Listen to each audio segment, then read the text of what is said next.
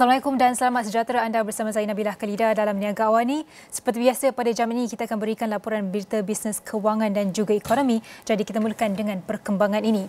Bekas Menteri Perdagangan Antarabangsa dan Industri Tan Sri Rafidah Aziz terkejut dengan berita bahawa syarikat pengeluar tayar global Goodyear di Shah Alam mahu menutup operasi mereka pada 30 Jun ini. Justru beliau menggesa kerajaan untuk campur tangan dan bertindak pantas menangani isu itu. Katanya Malaysia tidak boleh hanya bergantung kepada pemeteraian memorandum persefahaman untuk mengukur tahap pelaburan. Sebaliknya yang penting adalah memastikan entiti perindustrian dan perniagaan yang sudah berada di negara ini tidak menutup operasi atau berpindah ke negara lain. Dalam masa sama, beliau menggesa kerajaan untuk mendapatkan angka terperinci mengenai jumlah syarikat yang menutup syarikat atau berpindah serta alasan mereka berbuat demikian. Sementara itu, Presiden Goodyear bagi Asia Pasifik Nathaniel Madarang berkata, langkah itu adalah seiring dengan program transformasi kumpulan Goodyear Forward dalam mengoptimumkan portfolio dan kehadirannya di peringkat global. Keputusan syarikat pengeluar tayar terkemuka itu bakal memberi kesan kepada kira-kira 550 kaki tangan. Seterusnya, pengekalan kadar dasar semalaman atau OPR beri gambaran bahawa ekonomi Malaysia masih mengalami pertumbuhan yang positif. Ini kerana menurut pengarah program MBA Putra Business School Profesor Madya Dr. Ahmad Razman Abdul Latif, walaupun berlaku cabaran di peringkat global, Malaysia masih mampu menarik pelaburan dan menurunkan kadar pengangguran. Kita lihat suasana ekonomi secara keseluruhan, negara kita masih lagi mengalami pertumbuhan ekonomi yang positif. Ini adalah sesuatu yang rakyat kena faham. Recession ataupun kemenyesatan ekonomi kita kekal berkembang. Namun, tidak dinafikan cabaran di peringkat global itu masih ada. Di peringkat domestik, kita masih lagi kata stabil, kita mampu menarik pelaburan, pengangguran tahap yang rendah, dan juga kita masih mencatatkan akaun dagangan dan konsumsi positif. Tetapi masih juga berdepan beberapa isu yang masih lagi orang kata di bawah perhatian kerajaan, terutamanya kos sara hidup. Apa yang kerajaan lakukan ialah memastikan barangan keperluan asas kekal pada harga rendah melalui kawalan harga. Namun kerajaan tidak boleh kekal memberi subsidi semata-mata kerana ini melibatkan banyak orang kata perbelanjaan. Baik, untuk berbincang lebih lanjut tentang rasionalisasi pengekalan kadar OPR ini, kita bersama dengan Imran Jassim Mat Yusof, Ketua MIDF Research dalam Thailand. Selamat pagi. Hai, selamat pagi Nabilah. Selamat pagi. Baik, Imran, mungkin boleh kongsikan adakah keputusan yang dibuat BNM untuk kekalkan OPR pada kadar 3% ini menepati jangkaan MIDF Research dan juga jangkaan majoriti para penganalisis di pasaran? Selaras dengan jangkaan kami dan pasaran, yang BNM akan mengekalkan OPR sebanyak 3%. Kami menjangkakan memang tiada pergerakan di situ. Kalau kita lihat dalam penyata dasar monetary, BNM menekan bahawa ekonomi global kekal berkembang disokong oleh permintaan dalam negeri dan keadaan pasaran buruh yang positif dan peningkatan dalam perdagangan luar. Statement itu juga mengulangi bahawa perdagangan global akan berkembang terutamanya disebabkan oleh pemulihan dalam sektor E&E global. Tetapi terdapat juga cabaran dalam bentuk hartanah di China di mana ia akan mengakibatkan pemulihan ekonomi yang sederhana di negara itu. Dari segi hala tuju dasar, kita melihat bank pusat seluruh dunia berkemungkinan akan bergerak untuk mengurangkan kadar pinjaman mereka pada separuh kedua tahun ini, memandangkan inflasi global terus berkurangan walaupun dasar monetary yang ketat akan dikekal membuat masa ini kerana inflasi terus meningkat. Tapi bagaimana pula jangkaan MIDF Research bagi keputusan BNM pada mesyuarat akan datang kalau kita ambil kira pergerakan inflasi dan keadaan ekonomi semasa, adakah akan kekal juga ataupun akan menunjukkan peningkatan ataupun mungkin penurunan? Bagaimana Imran? Fokus penetapan dasar monetary BNM adalah untuk memastikan momentum pertumbuhan yang mampan dalam ekonomi Malaysia. Walaupun kami menjangka perdagangan luar akan pulih, persekitaran luaran kekal mencabar pada tahun ini di tengah-tengah ketegangan geopolitik yang berterusan dan potensi pertumbuhan global yang lebih perlahan. Kami menjangkakan ekonomi domestik kekal berdaya tahan disokong oleh permintaan dalam negeri yang stabil. Walau bagaimanapun kami percaya penstabilan inflasi teras dan persekitaran luaran yang mencabar boleh mempengaruhi Vietnam untuk mengekalkan OPR pada paras yang sama sepanjang tahun ini.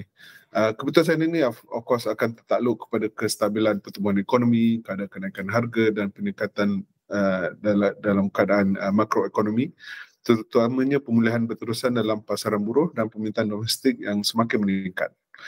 Jadi dari perspektif jangka sederhana, normalisasi kadar dasar 3% ini pasca pandemik memberi ruang kepada Vietnam untuk mengurus risiko yang boleh menjejaskan kestabilan prospek ekonomi masa depan, seperti inflasi yang berterusan tinggi, peningkatan dalam keberhutangan isi rumah dan sebagainya.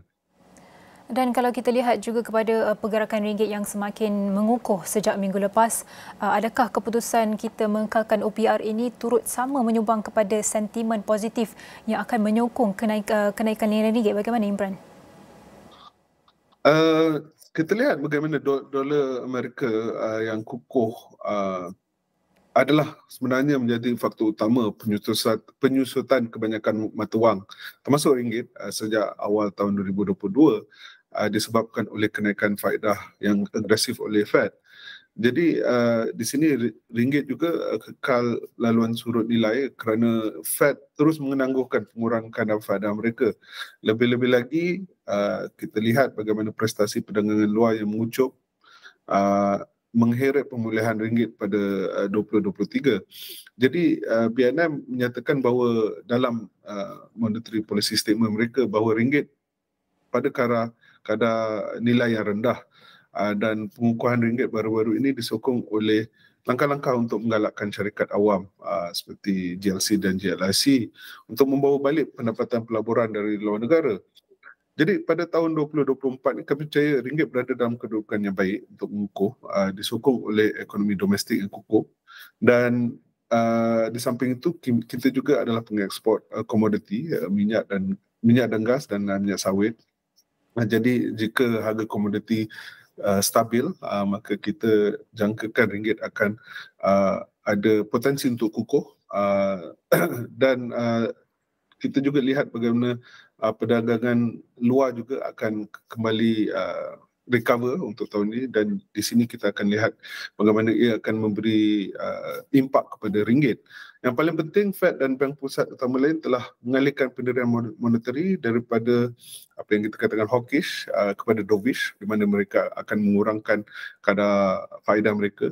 Dan dengan ini perbezaan faedah dengan OPR pada kadar yang sama akan mengurangkan perbezaan kadar pinjaman pada tahun ini, dan ini di mana akan mengukuhkan ringgit. Jadi kami menjangkakan secara purata ringgit akan berada pada paras 4.38 dan akan mencecah 4.20 menjelang akhir tahun ini. Baik, mungkin yang terakhir sekali tadi berkenaan ringgit, kita juga nak lihat bagaimana pula dengan prestasi pasaran saham Bursa Malaysia baru-baru ini, dan adakah OPR akan memainkan peranan dalam hala tuju pasaran? Bagaimana? Kami mendapat OPR tidak memainkan peranan yang begitu penting dalam prestasi Bursa Malaysia. Dia ada sedikit tapi bukan faktor utamalah. Sebab kita lihat IBM Calcium minggu ini kurang memberangsangkan di mana ia jatuh 1%. Ini adalah kerana sentimen yang berhati-hati oleh pelabur luar yang datang daripada kenyataan US Fed baru-baru ini. Kami juga lihat ini sebagai satu konsolidasi pasaran saham yang sihat, di mana pelabur bertindak untuk mengambil keuntungan kerana IBM KLCI prestasinya cukup memberangsangkan untuk tahun ini. Tapi kami menjangkakan ini bersifat sementara, di mana pasaran saham akan mula melonjak kembali selepas US Fed akan mengurangkan kadar pinjaman mereka. Di sini juga kita lihat bagaimana OPR memainkan peranan secara indirect, di mana ia akan membantu untuk mengukuhkan ringgit, dan daripada situ juga akan memberi sentimen positif untuk pelabur luar untuk kembali berlabur di pasaran saham di Malaysia. Jadi kaunter atau sektor mana yang mendahului dan sektor atau kaunter mana yang mengalami kejatuhan?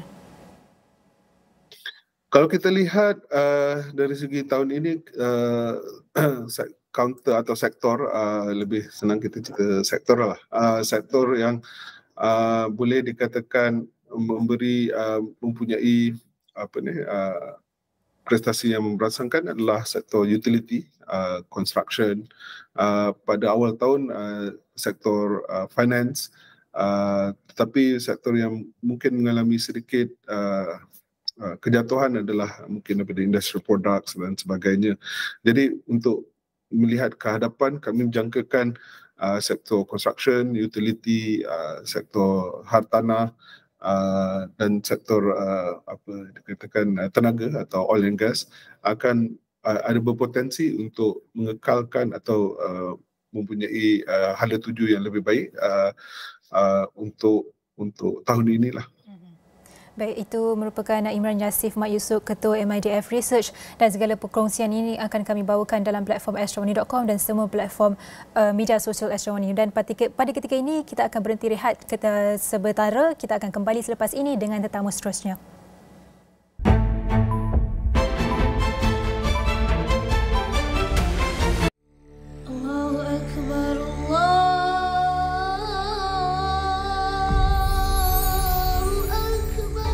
Satu nikmat yang besar bagi saya ialah masih diberi peluang untuk kita bersama-sama mengaji Al-Quran. Alhamdulillah. Manfaatkan masa dengan tadabbur. Sebelum kita mati, kita bahagiakan orang yang kita sayang. Ambor susah. Senyum itu satu sedekah. Kita dah halal dah. Kisah drama penuh emosi. Mohon petunjuk jalan yang lurus. Sebagai panduan dan pengajaran. Belajar berdamai dengan takdir. Antara ramai-ramai diorang banyak mendoakan kebaikan untuk kita semua. Menyantuni sesama insan dan mensyukuri nikmat. Ha? Boleh? Benar, tuan-tuan. Together. Hargai setiap detik bermakna. Masa adalah anugerah terindah. Salam Ramadan Al-Mubarak dari Astro. Gelombang keempat monsun timur laut kini beralih ke selatan tanah air dengan keadaan banjir di Johor semakin meningkat. Ekonomi Malaysia dijangka berkembang 4.5% pada 2024 dan 4.6% pada tahun hadapan. Seorang pelajar tingkatan 5 diculik sebelum dikurung, bekas teman lelakinya dikepung. Tiada laporan rakyat Malaysia terjejas dalam tragedi pengeboman di Kerman Cemetery. Kerjasama lebih erat untuk bagaimana memperkuat ASEAN. ASEAN sekarang kan di crossroad, jadi Indonesia dan Malaysia bisa menjadi pilar untuk memperkuat kesatuan dari ASEAN. So we see a tremendous future for hydrogen to be a part of the decarbonization of the planet. At this point of time, Malaysia and India, and where we have been sort of focusing on developing projects.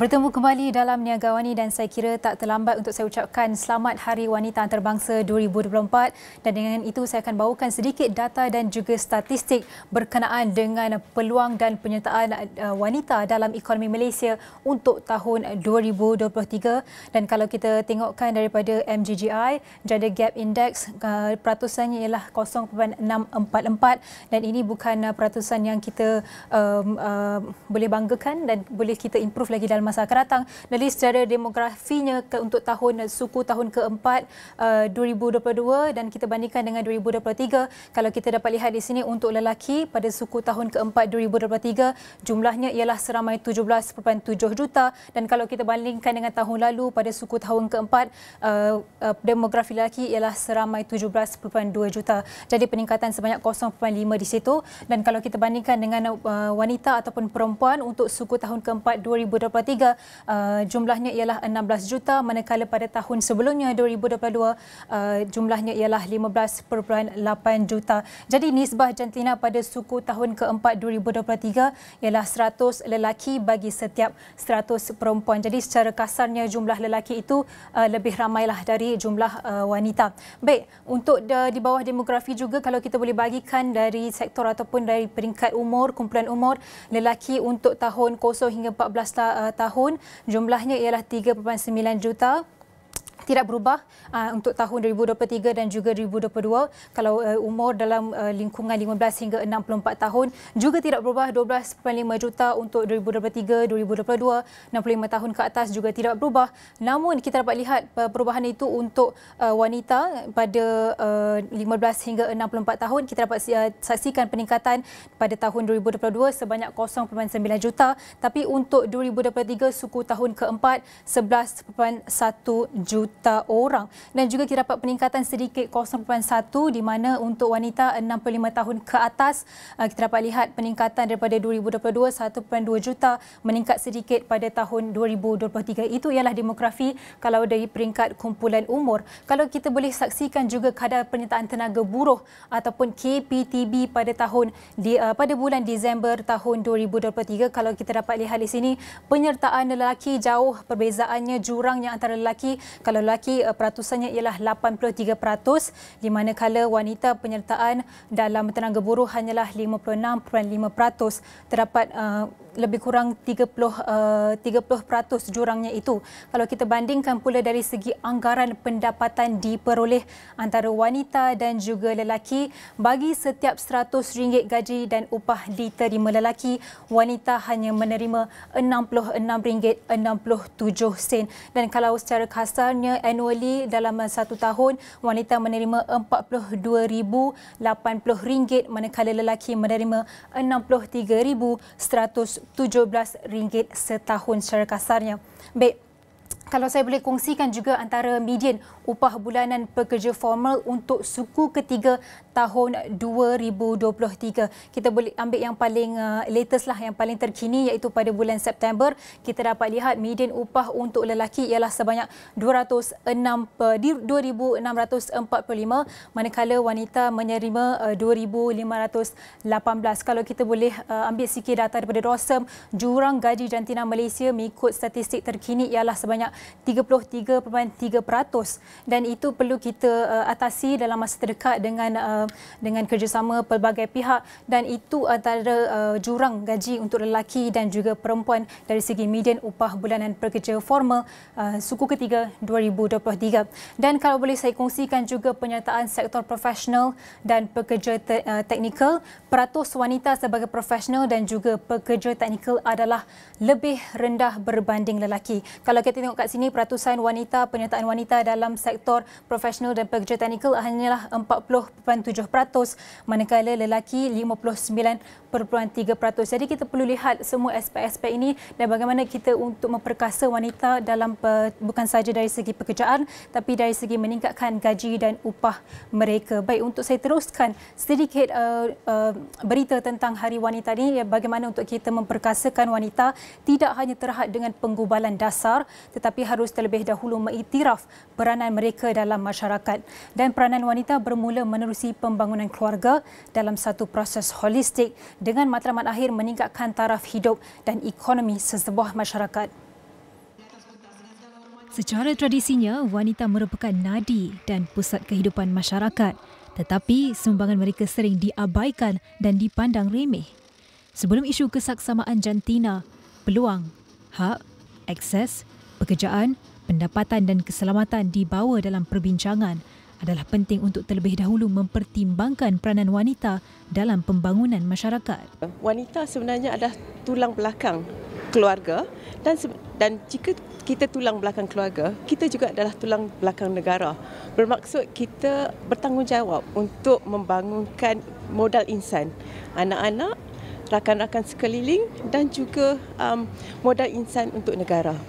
Jadi sekiranya kita melakukan tugas yang baik di rumah, di pejabat dan di sekeliling komuniti, negara kita akan terus menjadi gemilang. Dan dah tiba masanya para wanita lagi-lagi di Malaysia untuk diangkat darjatnya, bukan sahaja di area pejabat, korporat dan sebagainya, tetapi juga area di rumah.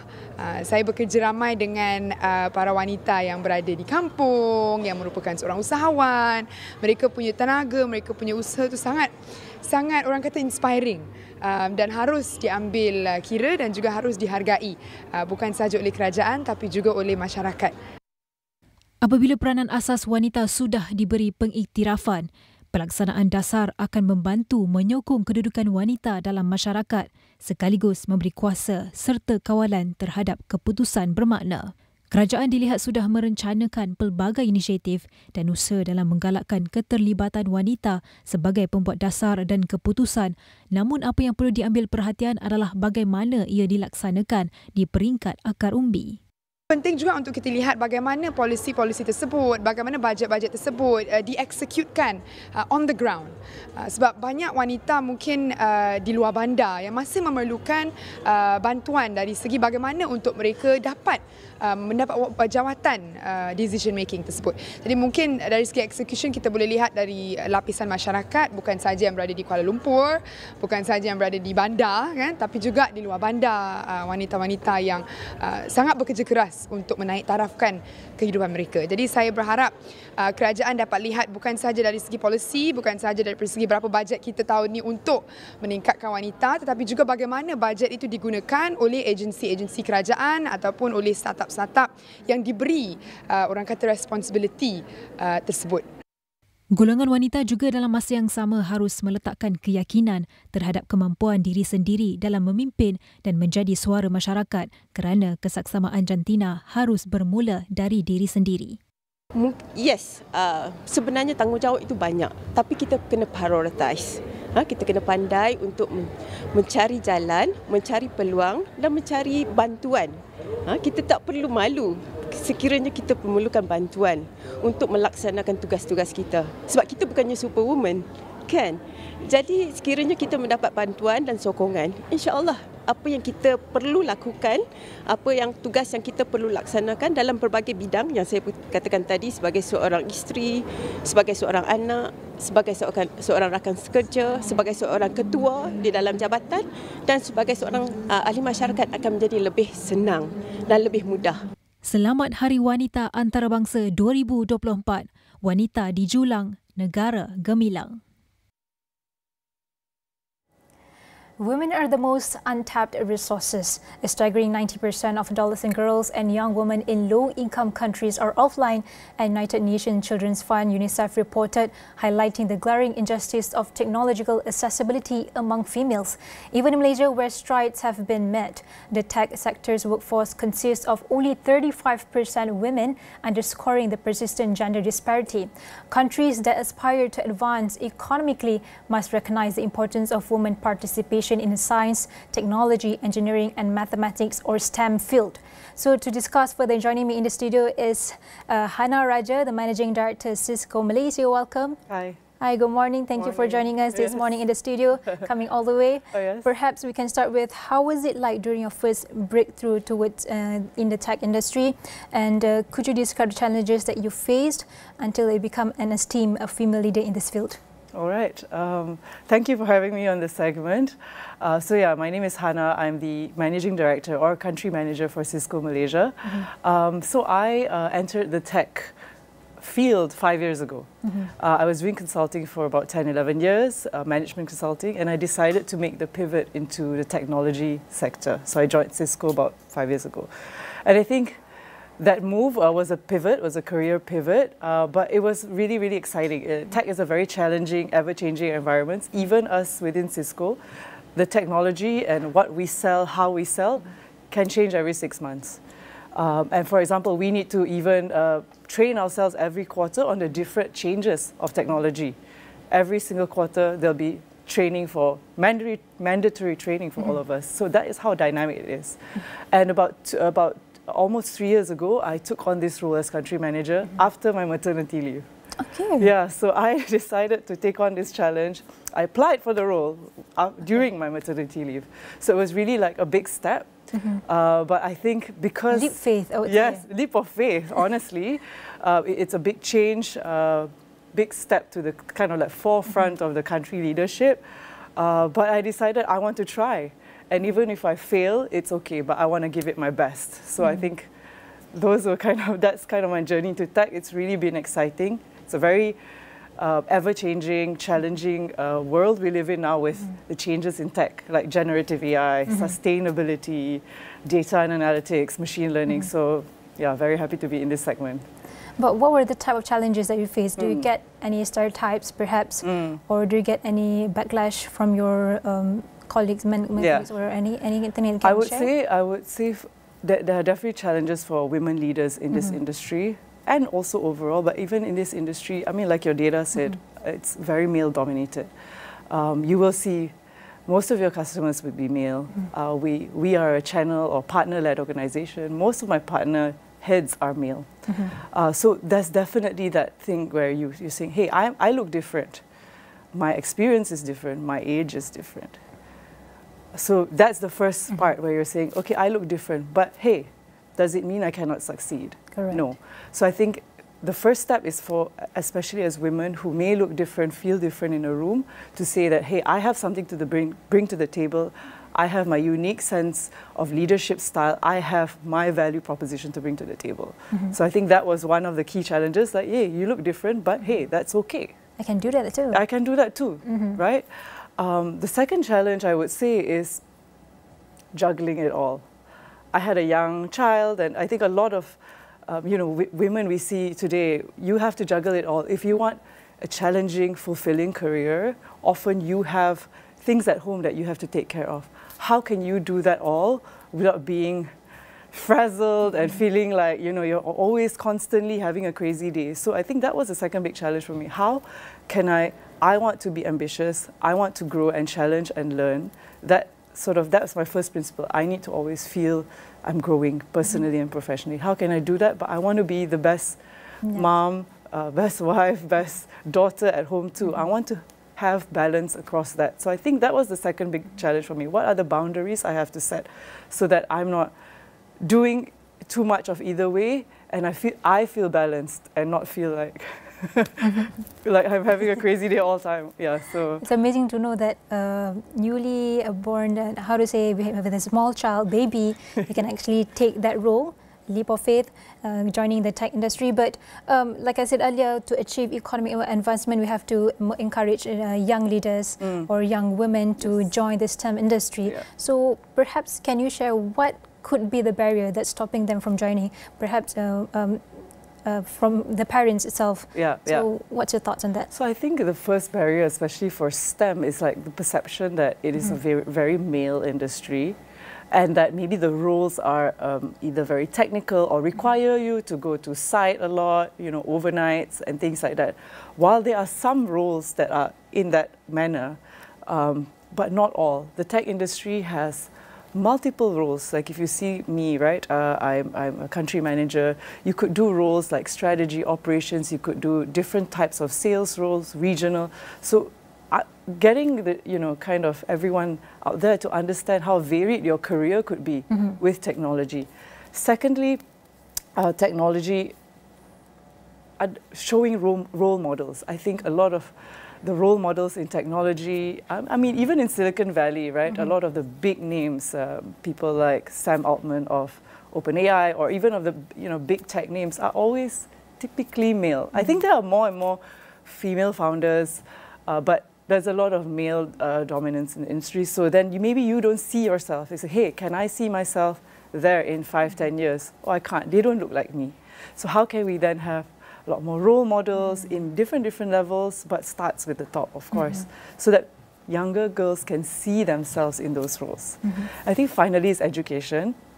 I think if we touch kind of from K-12, from sekolah rendah, sekolah menengah, and also higher education, we educate them and we touch them in terms of like technology knowledge. So for Cisco, we have a networking academy, which we work a lot with higher education institutions. So we have about over 30 institutions taking up our training on networking, cybersecurity, on IoT. So how can we, and we have actually we have about 400 lecturers certified, 50% are female. We have a lot of female lecturers, and we train about 20,000 students a year, 40% are female.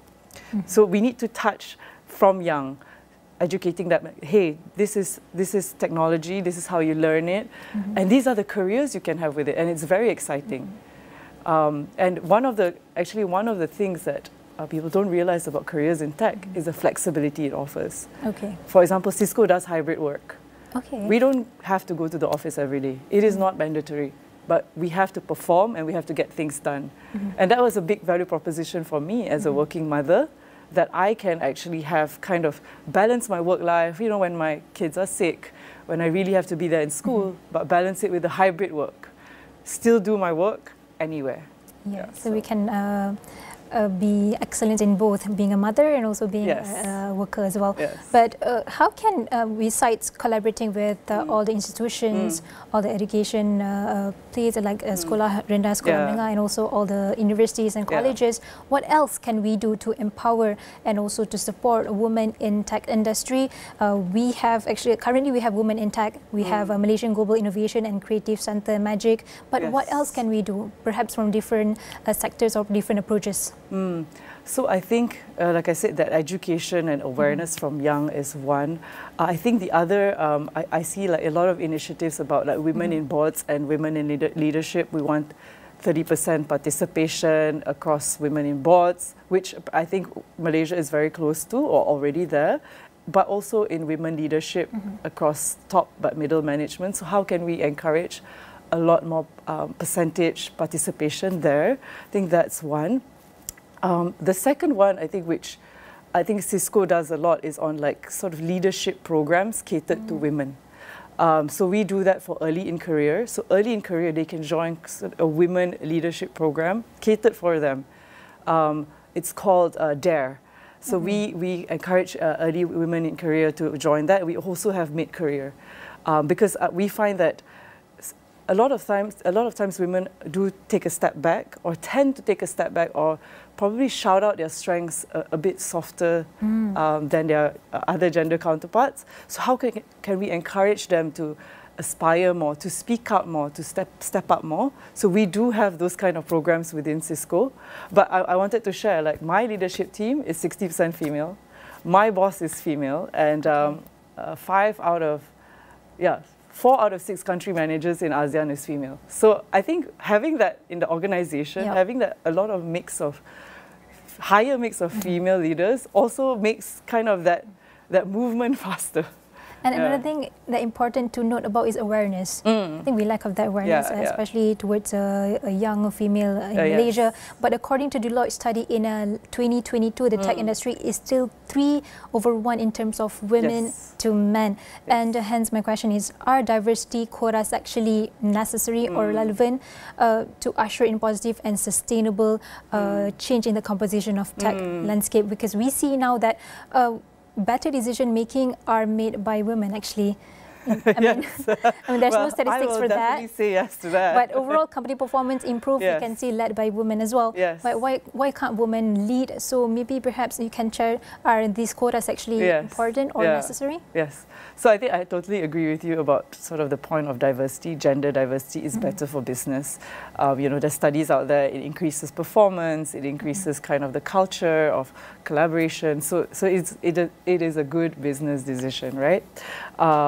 But in terms of quotas, I would say, I think rather than having a hard quota saying, hey, I need a certain percentage, which may lead you to only, you know, to hiring just due to the quota, I think it is better to have a more intentional way of increasing diversity within your team, right? So understanding what is the landscape of your team now, of your organization, and intentionally hiring, you know, more diverse backgrounds. And it doesn't have to be just gender.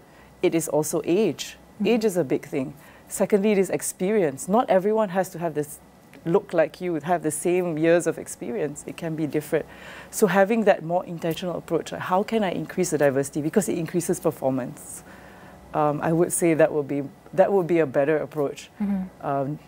But first, it comes with understanding where you start. If you are like 5% female overall in your organization, you need to have a more aggressive approach. And in Malaysia right now, we've seen quite a trajectory, positive trajectory, and quite a positive progress. We've seen that big corporations have started to embrace women leadership, and thanks to ESG and also SDG, Sustainable Development Goals, number 5, gender equality. And perhaps before we end this session, what are personal goals that you would achieve in perhaps 3 to 5 years? And maybe something that you would say to the young leaders or young women in Malaysia that want to embrace or join the tech industry? I would say in 3 to 5 years, I want to see myself continuously challenging myself, learning and growing professionally and personally. That's like my goal. If I'm comfortable, I know that I need to then move and challenge myself more. So that's one. The second one personally is how can I do that while having balance in my life, while knowing that I've spent enough time. I don't have mom guilt all the time. Having that feeling like I'm having balance in my work and life. And the third is actually fitness. A big part of me feeling good is having. If I knew that I exercise 3 to 5 times that week, I'm like, I have it. I got my life sorted. Yeah, I got my life sorted. I'm good. So the word to me, 3 to 5 years is like I want to truly thrive, not just survive. Like how can I do that with all the different parts of being, a woman leader, a mom, sort of all that. I would say the advice for young women, and I think for myself as an early in career, always think about, don't step back until you have to. As a woman, you always see, when you come into organization, you don't have a role model like you. When I started, all my managers were male. So does it mean I can't do that? I can't be a manager? And I used to think that I'll be here 2 to 3 years and maybe I need to go. But don't step back until you have to. Don't think, hey, I may have to get married, I want to have kids, so I want to take an easier job. Don't do that. You do not know how much challenges or stress that you can take and how much you can grow. So don't take a step back until you really have to. Always go for it. The second one is you don't have to tick all the boxes for you to try. Women always make sure or tend to make sure that they want to tick every single box before they apply for that role. Honestly, I did that myself. So how can you say, hey, I can do it. I tick maybe 3 boxes, but I want to try. Because, hey, the guy out there, the other, the male candidate will try. You must put your hand up. So I think, and the third one is don't be afraid to envision and dream about the life that you want. You can have it all. It will be hard, but we can do hard things. So yeah, that's amazing. Thank you so much. I feel very inspired now, being a woman, and very grateful to be born a woman. And may you continue to inspire inclusion, and also offering your audience a compelling narrative of resilience, leadership, and empowerment towards women to eliminate the gap in tech industry, especially. So that was Hana Raja, the Managing Director of Cisco Malaysia. Thank you for joining me. Thank you so much, Nabilah. All right, see you next time. All right. Baik, saya akan terus dengan perkembangan seterusnya. Perdana Menteri Datuk Seri Anwar Ibrahim menyeru komuniti pelaburan antarabangsa supaya melihat Malaysia sebagai pelaburan paling utama dan sebuah destinasi modal.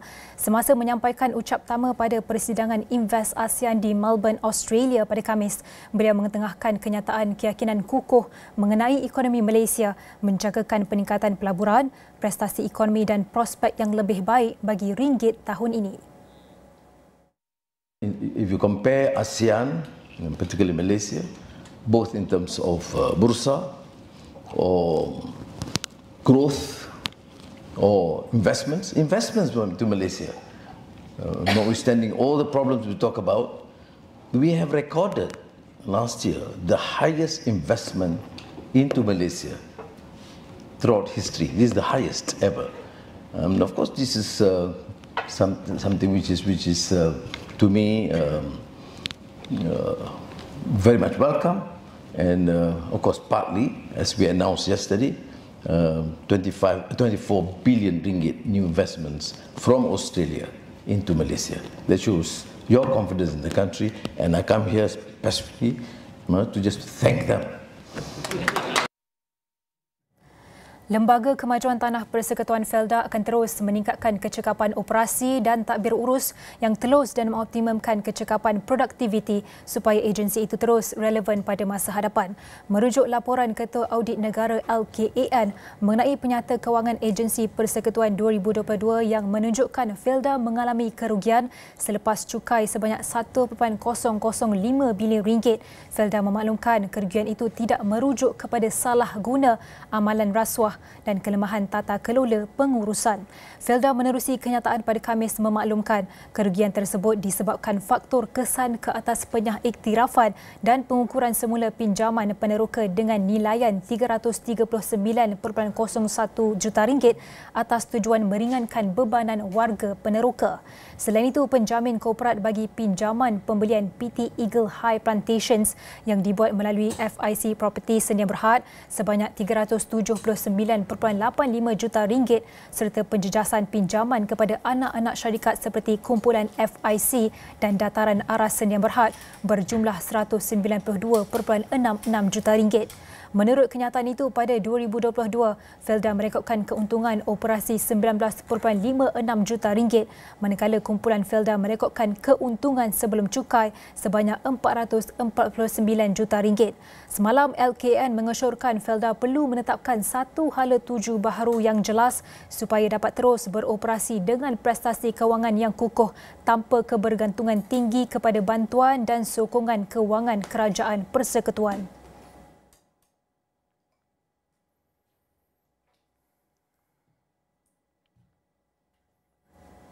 Rizab antarabangsa Bank Negara Malaysia BNM susut kepada $114.3 bilion Amerika pada 29 Februari 2024 berbanding $115.4 bilion Amerika pada 15 Februari lalu. BNM dalam satu kenyataan berkata, paras rizab tersebut memadai untuk membiayai 5.4 bulan import barangan dan perkhidmatan dan 1 kali jumlah hutang luar negeri jangka pendek. Komponen utama rizab antarabangsa adalah rizab mata wang asing $101.8 bilion Amerika, kedudukan rizab tabung kewangan antarabangsa $1.4 bilion Amerika, hak pengeluaran khas SDR $5.8 bilion Amerika, emas $2.6 bilion Amerika dan aset rizab lain $2.7 bilion Amerika.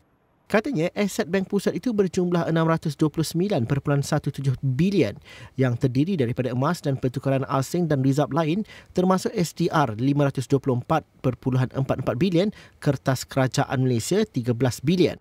Selain itu, aset lain seperti deposit dengan institusi keuangan RM2.41 bilion, pinjaman dan pendahuluan RM24.5 bilion, tanah dan bangunan RM4.13 bilion dan aset-aset lain RM60.7 bilion.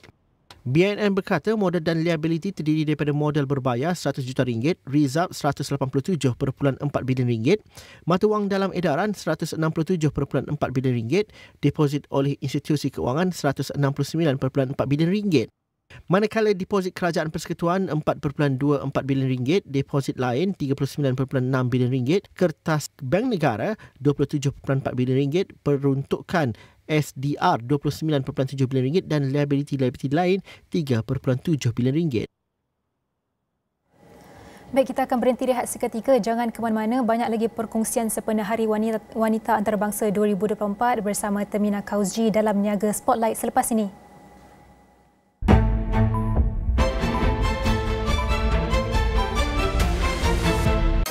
5 lelaki penghantar makanan didakwa di Mahkamah Majistret Bangi atas tuduhan membunuh seorang pemandu kereta lelaki dalam satu kejadian. 4 sungai di sekitar kawasan perindustrian Pasir Gudang di Johor termasuk Sungai Kim Kim didapati tercemar dan berada pada tahap yang membimbangkan. Kerajaan sudah mulakan inisiatif untuk menggantikan kenderaan operasinya kepada kenderaan elektrik EV dalam skala kecil terlebih dahulu.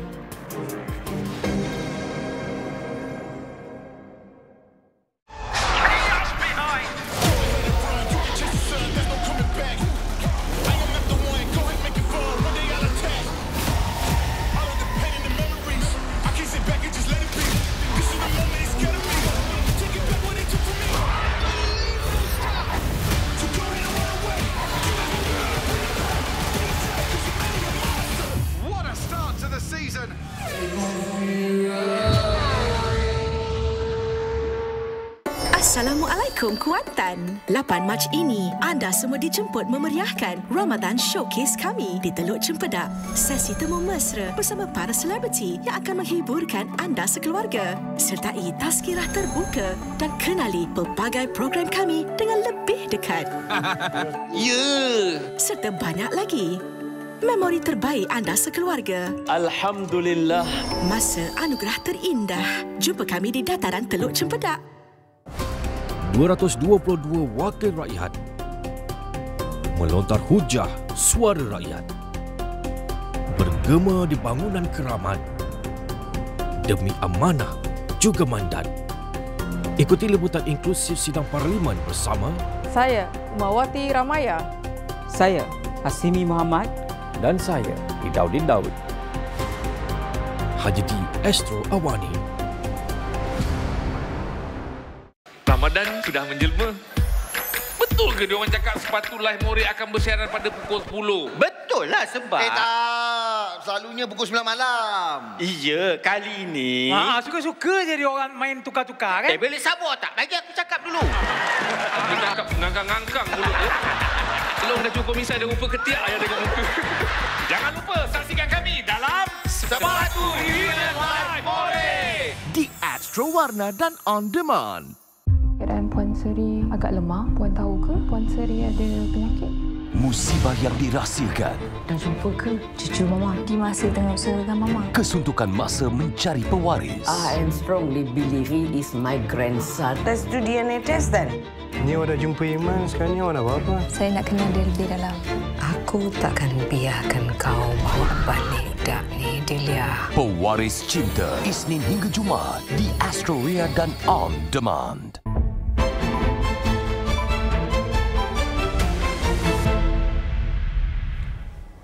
Hello and welcome to Niaga Spotlight with me, Tehmina Kaoosji. Niaga Spotlight goes through the week in business and future affairs, market watch, industries, analysis and insights. We've got you covered right here on Niaga Spotlight.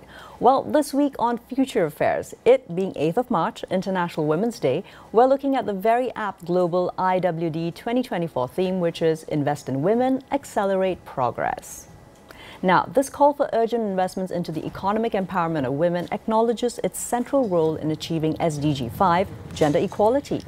The UN Women's Gender Snapshot Report 2023 highlighted that the current gender economic gap is set to push over 340 million women and girls, or 8% of the world's female population, into extreme poverty by 2030, with 1 in 4 experiencing moderate to severe food insecurity.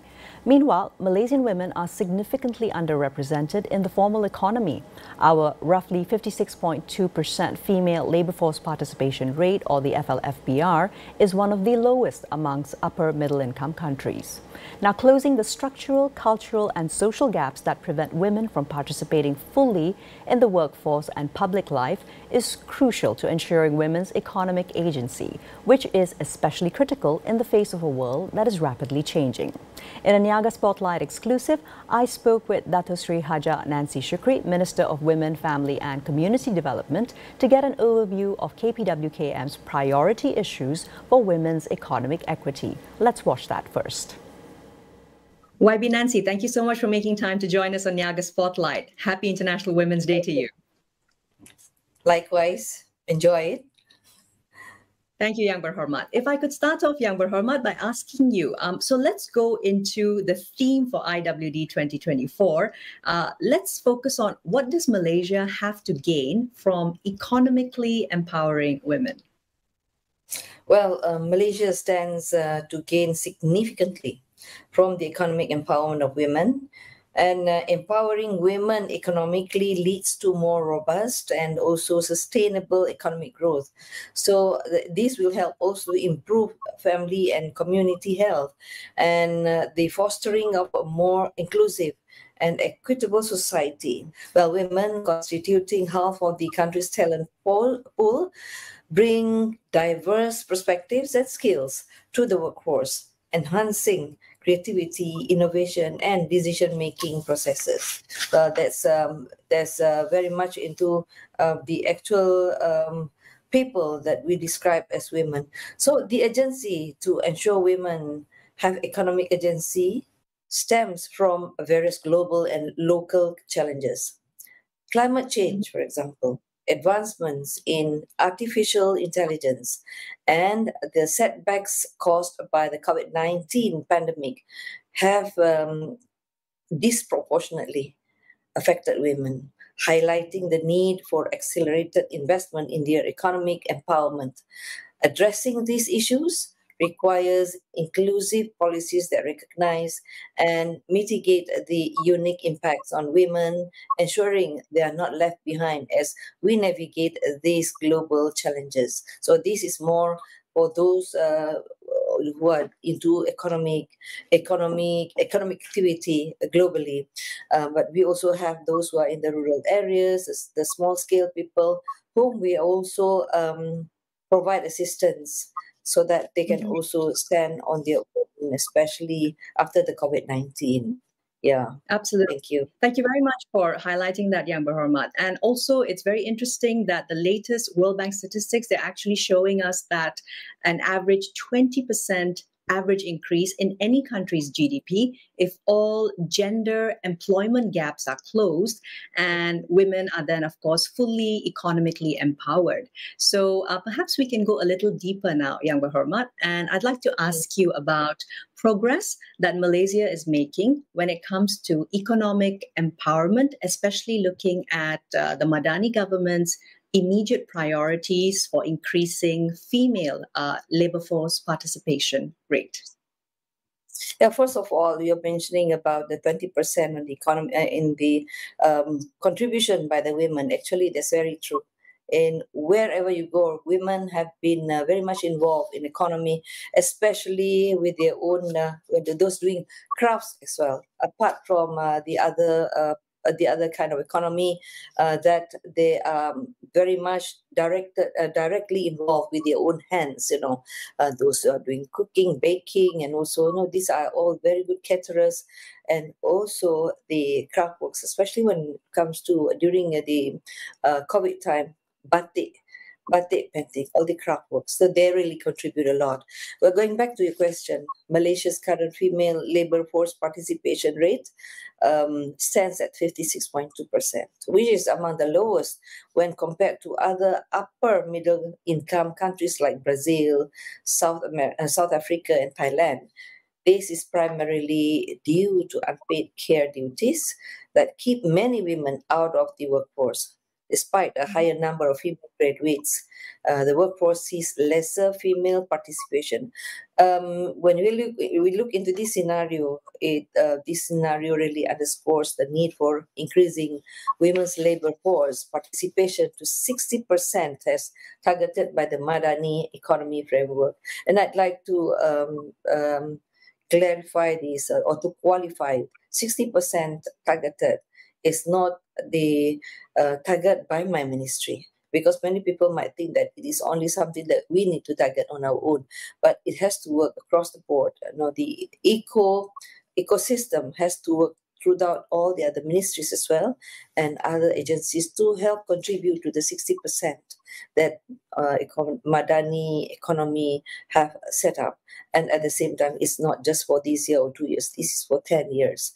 So in response to the fact that over 60% of women were not working in 2022 due to household and family responsibilities, our ministry has focused on promoting work from home and entrepreneurship as viable options for women to engage economically while managing their family duties.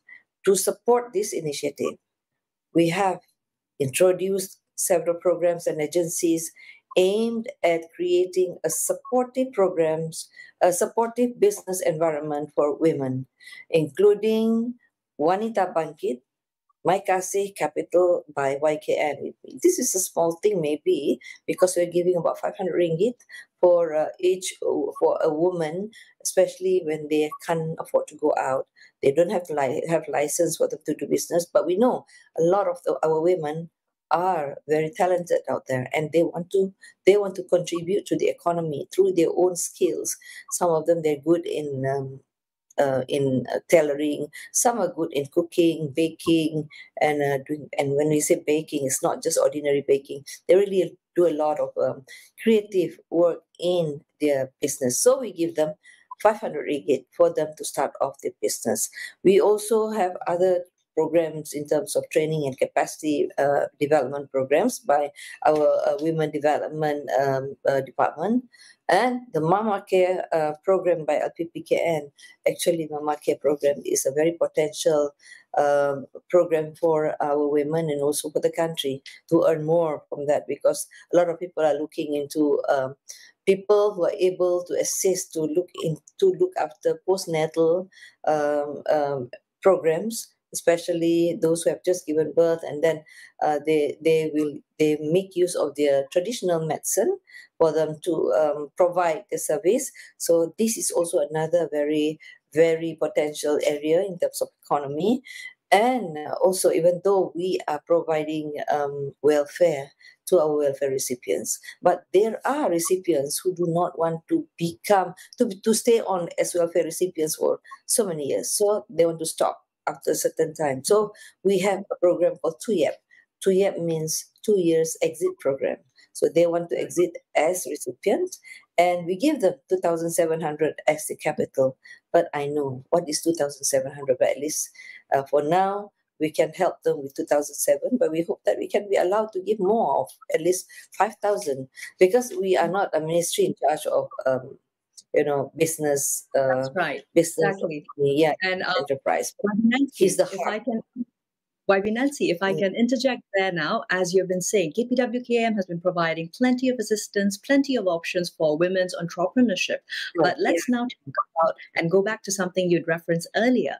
One of the main foundational structures would, of course, be a proper framework for Malaysia to have a care economy/industry, because that is ultimately what will allow women to completely go towards the labor market on their own terms and also close the gender employment gaps. In your opinion, YB, what does the process of establishing this care industry entail, and who should be the main stakeholders involved, supporting and also leading the way together with KPWKM? I've been talking about it for a long time because actually it's very much my own personal experience, which I bring it to the ministry for me to introduce something that we can help the people, especially young children, family members who are disabled, and also our elderly people. So the establishment of the care industry is crucial for economically empowering women. This sector not only provides employment opportunities for women, but also addresses the challenges of aging populations and the need for quality care for children, the elderly, as well as the disabled. Developing this sector involves a very comprehensive approach, including policy reforms, investment in care services, and training for care providers. So our ministry cannot do it alone. We need other ministries, government agencies, private sectors. We need to have strategic partners with NGOs, and currently also the community leaders. So on our part, our ministry is currently working on training care workers through JKM, our Department of Social Welfare, and the Malaysia Social Institute, or ISM. The aim is to increase the number of skilled care workers and talents to support the market demand and improve minimum wages. So this is our intention and our plan, with the hope that this industry will be able to boost the economy of the country. Of course, there are people who are asking me, if you train the people, other countries will take them. No problem. We want to train our people, let them be skillful, and then let them be earning more. So there's no problem with that. I'm sure when people saw these people who are already successful, they will also embark into what we are introducing for our, especially for the women. Some maybe for the men who want to work in the same sectors. Yeah. So it's important to have sustainability for the industry, especially considering the fact that Lucent Department of Statistics, they did release their latest pay gap, just showing that Malaysian women, Malaysian men, there's basically a 33% or so gender wage gap. But moving along from there, Yang Berhormat, YB Nancy, I really want to ask you about this. Is there a way to ensure that economic policies roll out evenly across Malaysia so that no states are left behind? For example, at present, both Sabah and Sarawak have not yet mandated the revolutionary first step, 7 days of paternity leave. Yeah, well, as we all know, Sarawak Sabah, they have their own labour ordinance.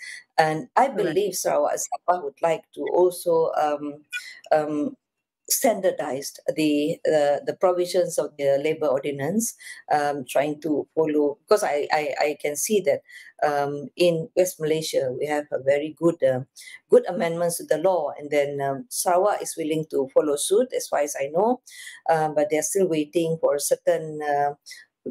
From my own reading and from our meeting with our premier, we can see the premier is he can see that what we have in the federal side is very good, and we hope to also emulate them. But we know that we have the MA 63 that is also there for them to comply with, which I hope there will be some amendments that they come with soon, because they also want to be fair with the Sarawak labourers who are under the labour ordinance, the Sarawak labour ordinance. They want to make sure that they will also benefit the best out of it. So I believe this will be coming up soon. Yeah. Yes, absolutely. And of course, Sabah Sarawak don't do too badly when looking at national averages. They have a representative of 50% in Sabah, 52% in Sarawak when it comes to female LFPR. But at the same time, like you had mentioned earlier, YB, it's not equal across the country. Terengganu, for example, has only a 44% female LFPR. Putrajaya, about 73%. So we are a very diverse country, and hopefully, I think, moving forwards from IWD 2024, investing in women really will be something that we can take into consideration even for the upcoming budget for next year. YB Nancy, may I ask that we end with your message to Malaysian women and, of course, to Malaysia on the occasion of IWD 2024? Well, I just like to wish everyone a very happy International Women's Day. Be with us on the 8th of March this year, coming soon, next on Friday. So let us all make sure that we try to wear either a touch of purple or lilac in support of Women's Day, International Women's Day. So happy International Women's Day to everyone in Malaysia. Thank you very much. Thank you very much, Yang Berhormat.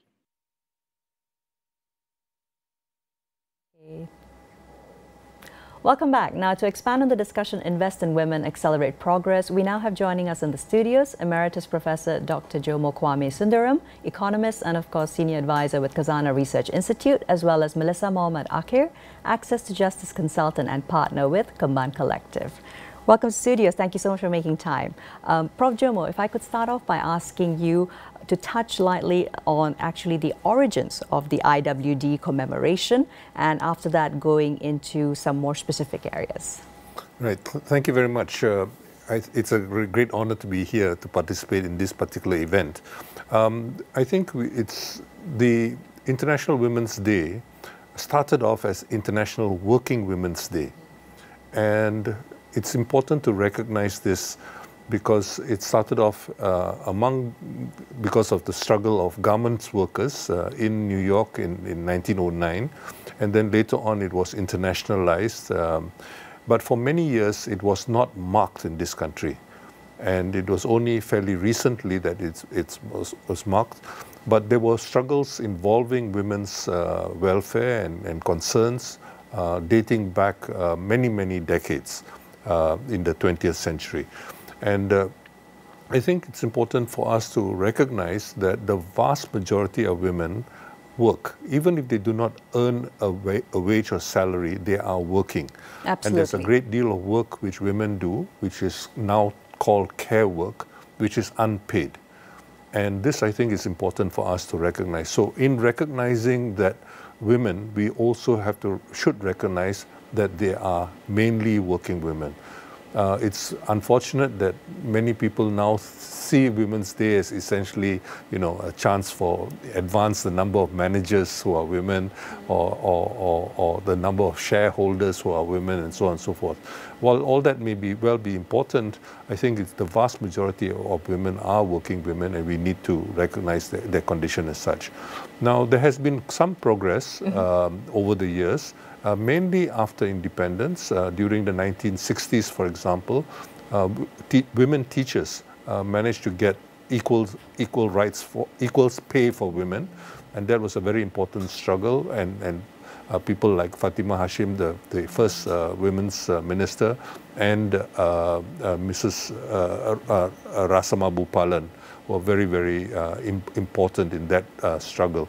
And Rasama Bupalan is still alive in her 90s today. But I think it's also important for us to recognize that a lot of care work is largely unrecognized as such. And we need to recognize that care work involves not only caring for children, but also caring increasingly for elders as our society ages, albeit rather slowly.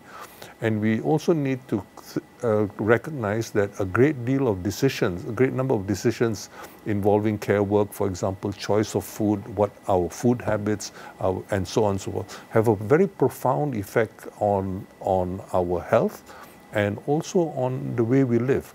And so we find increasingly, for instance, Malaysia has become, I think, is among the top 3 in the world now, as far as things like diabetes are concerned. Sure. It severely compromises a lot of people's health. A lot of adult Malaysians are anemic, and it adversely affects women who are obviously need far more blood iron and so on. So I think we really need to think about this. And since 1975, the United Nations recognized International Women's Day on March the 8th, and this is something which we should commemorate. But also we should begin to think of an all-of-society approach, that this is not something which you only think about on 8th of March, but you think about throughout the year about how work can be reorganized. And we've had a wonderful opportunity, unfortunately, due to the pandemic, where work has been reorganized and so on and so forth. And we need to begin to think about how women can contribute much, much more, and their contributions to society are fully appreciated and recognized. Really appreciate that introduction as well, Prof, because you're really helping to contextualize what some of the remaining challenges are, but at the same time opportunities, because as you said, we have looked at a reforming of work during the COVID pandemic and the lockdowns. So Melissa, I want to shift to asking you now about looking at Malaysian women's LFPR, the labour force participation rate. It basically hovered at around 55% or so for the past 5 years. Men's has always been somewhere around 80-82%. There's an almost 30% gap between these. What are some of the main factors impeding this? Yeah, to narrow the gap, right? Exactly. That is what you're asking. So we actually need a holistic approach. We need things that are addressing the discriminations, addressing the patriarchal or the gender stereotyping roles, within providing accessibility for all the women entering the workforce. And this starts from the earliest parts of education. So I'm trying to say, if we remember the substance, structure and culture approach. So in substance, we have to address laws that restrict women from being able to participate in an equal manner. And number 2, in structures and in systems, we have to look at the systemic barriers. So I just mentioned education, for example. In education, from the start, we see it's quite equal in terms of graduation and things like that from universities. But entering the workforce, all the factors, the stereotyping, let's not even mention other sectors. I'm a trained lawyer. So within the law school itself, there's already stereotyping. Oh, women shouldn't go into criminal law, for example. I can barely name 5 lawyers who are working within the prison system, for example. So that's in structure. But in culture, the most important part, where you are restricted, girls drop out more from school. So all these factors contribute to the unequal inequalities in the gender gaps. So from the start, we are already defined by our gender and who can participate fully. So until and unless we address this in terms with our federal constitution on avoiding discrimination in all outcomes, then there will still be an increase, and we might see an even bigger increase unless we see this as a holistic manner. Exactly. I really resonate with some of the issues that you brought up, which is particularly talking about barriers for employment. Now, it's very interesting as well, Prof, and I was reading about the World Bank's latest Women, Business and Law report that has pretty much just dropped, and they have observed, according to a fresh new set of parameters, that the barriers for the gender gap in the workplace are actually more deep than they had ever thought before. It was thought to be there's only about we are about 77% on par with men. It's turned out now that it's about 64% on par. So this also includes laws such as, for example, workplace sexual harassment, etc. So we have a couple of new laws which have come in over the past 3 to 4 years especially.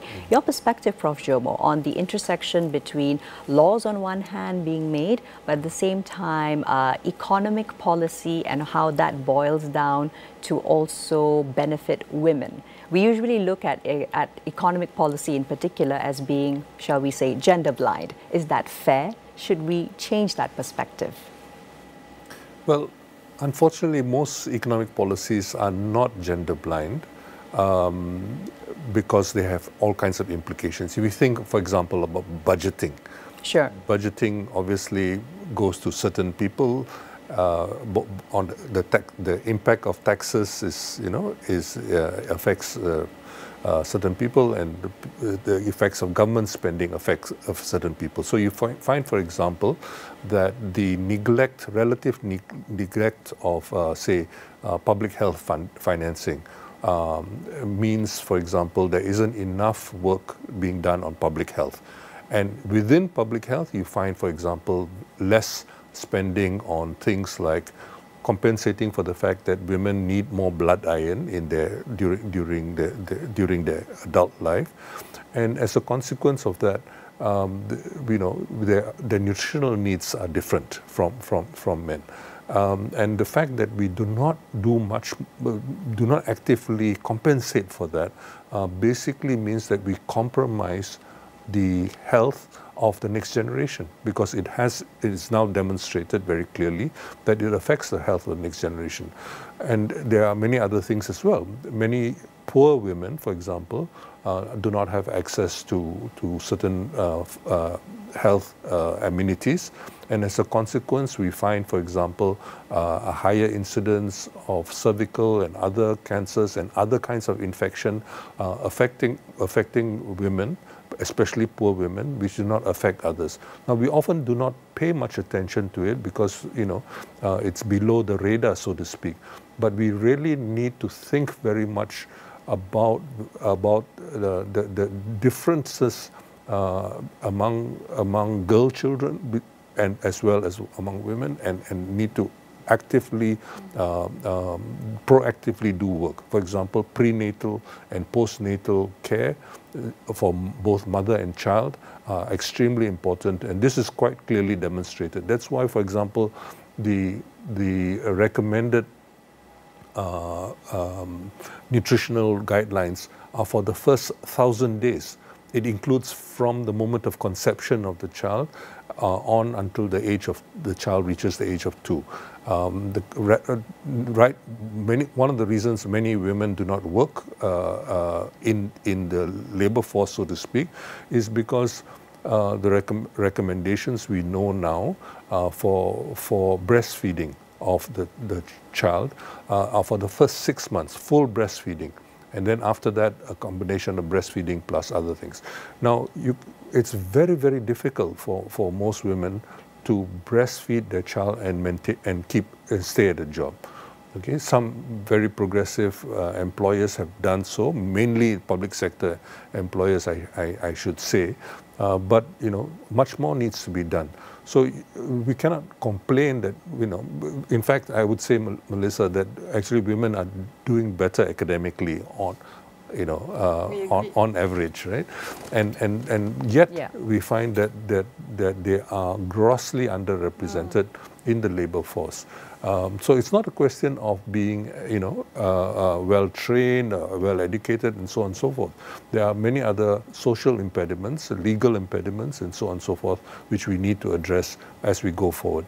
But I think it's also important to think about those things which do not, if we think about investing in women, it's often thought about, that we must think about the rate of return to the investment. Sure, the ROI, as yes, we say. Yes, yeah. And it's very important to recognize that certain things may not have immediately manifest returns per se.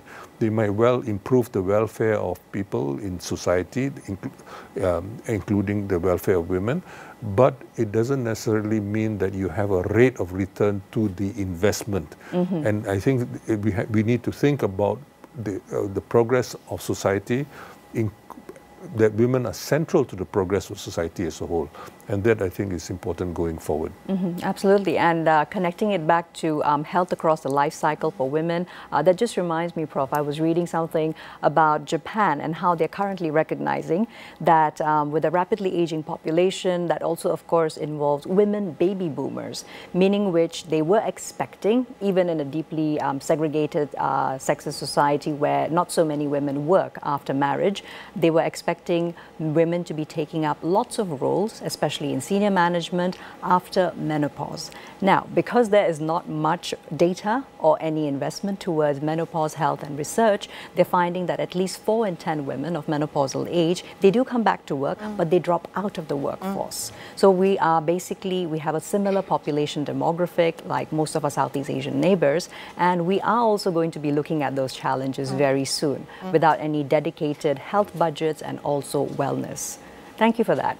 From there, Melissa, let's now go into perhaps a deeper insight into why women quite often, even when they are employed, if informally, they do especially tend to occupy roles in low-paying or more informal industries. Yeah, I'd like to also take up the thread earlier. Sure. So the keyword was dropout. So as was mentioned, those that stay in school do well. But there's a high rate of dropouts, especially post-pandemic. In a lot of families, the choices of who gets educated are gendered. One, in the workforce, you've just pointed it out.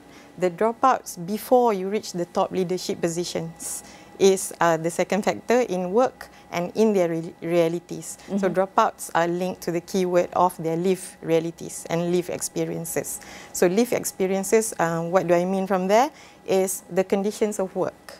So let's say if we go into the supposed lesser skilled work, just on the fields and in the plantations, how it doesn't match the reproductive health of women. There's no period leave. Some are exposed to pesticides, to give some example. Period poverty. Period poverty, and they don't get the facilities if they have children, things like that.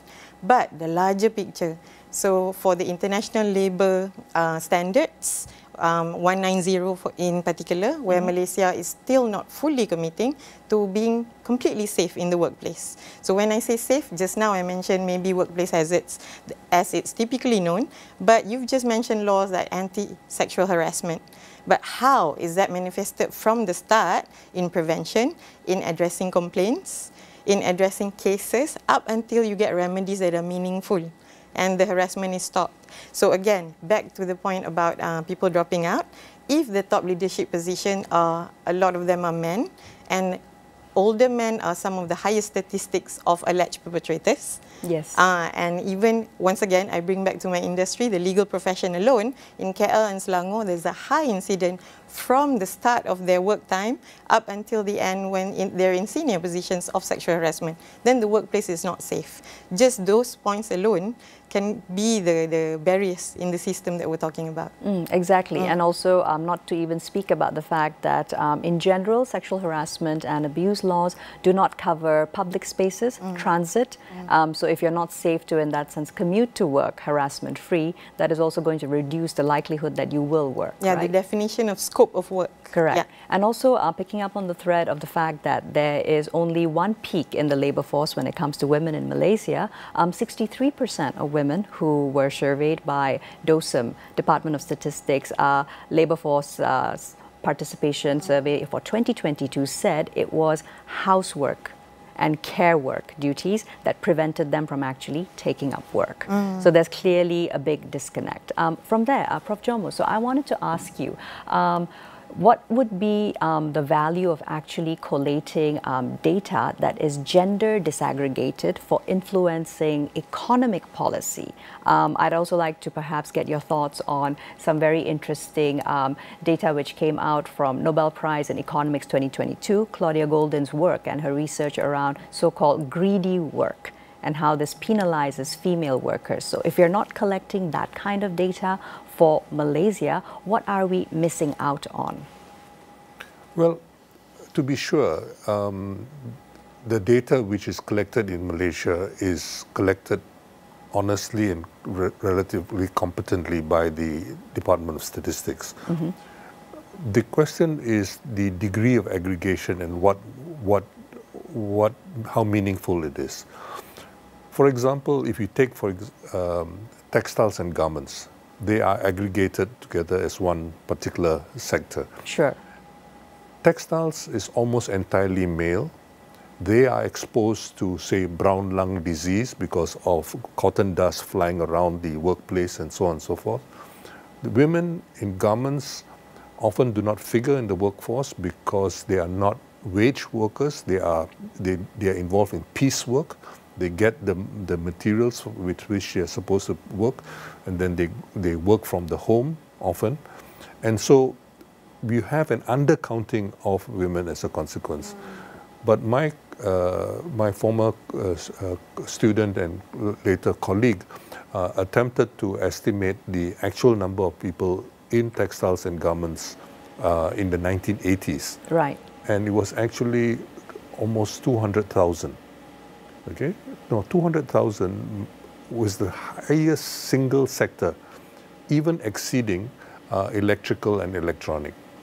Electrical and electronic was a sector which was predominantly women. And there are specific problems which are posed by doing that kind of, some of that kind of work. So, for example, many women lost, or their eyesight greatly deteriorated during the time they were working in those factories because they were doing a lot of microscopic work without enough breaks. And after those years working in those factories, what happened to them? They were basically... It's so invisibilized. Yes. Yeah. And so they were, so it was seen as natural that they become homemakers. But I think we really need to begin to think about this, and a lot of our laws and regulations are very antiquated, because, for example, the nature of work has changed so much, and the nature of the laws and the regulations have not kept up with that, and and a lot of the onus on the employer to ensure a safe working environment and so on is taken away by the current interpretations of SOCSO. So you have, earlier Dato Sri Nancy Shukri talked about the differences in Sabah and Sarawak. Sabah and Sarawak did not get involved, did not adopt the same legislation until much, much later. And what we found is that in Sabah and Sarawak, workmen's compensation, men, notice. Fair enough, yes. Workmen's compensation laws continued to operate long after the Malaysian employers, Peninsular Malaysian employers no longer require. So we need to keep up, the data is important. The data is perhaps not detailed enough to capture some of the nuances.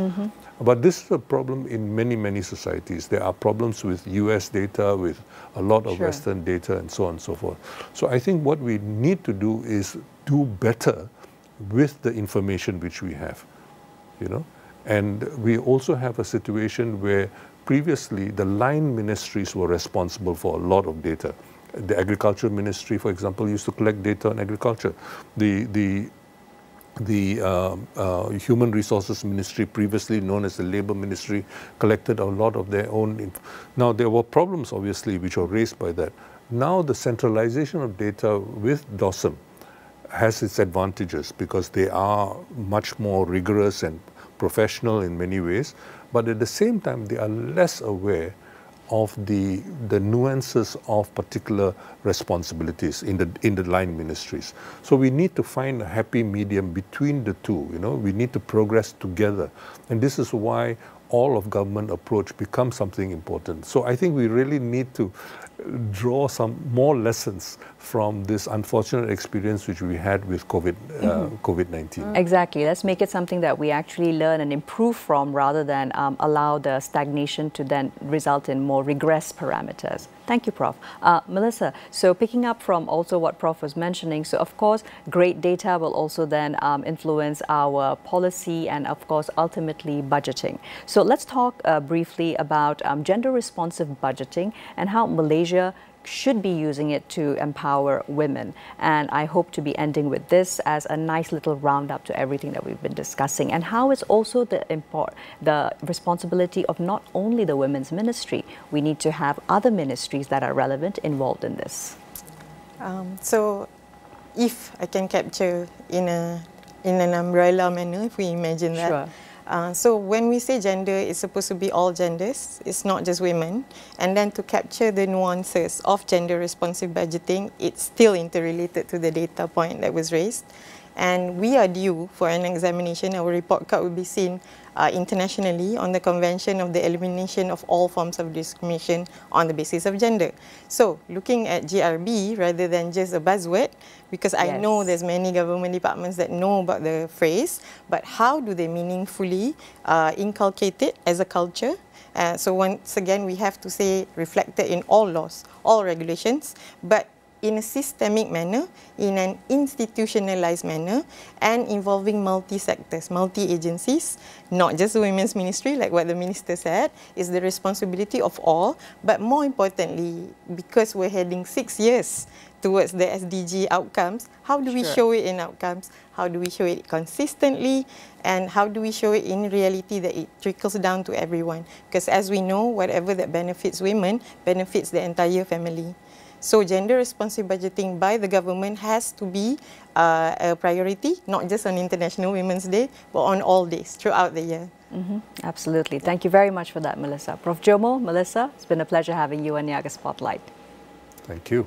Thank you. Well, a 20% increase in GDP from removing all barriers for gender gap in employment. Imagine that. Indeed, it is a compelling reason, economically at least, to steer all economic policy making and efforts towards investing in women and accelerating progress.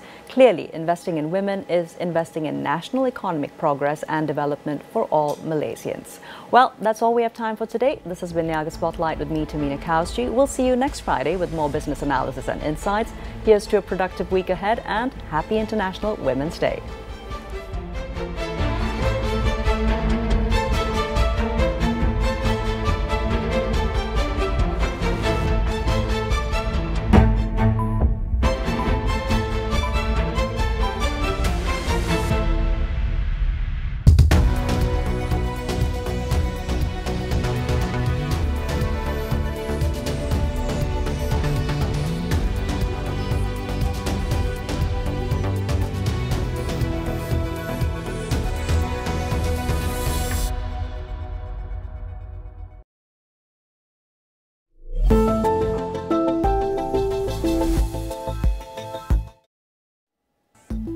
Assalamualaikum dan salam sejahtera. Saya Irfan Faruqi dan ini agenda AWANI. Kita bawakan kepada anda untuk malam ini tumpuan kepada satu kempen yang disebut sebagai kempen Goodyear yang merupakan kerjasama strategi antara Unify dan juga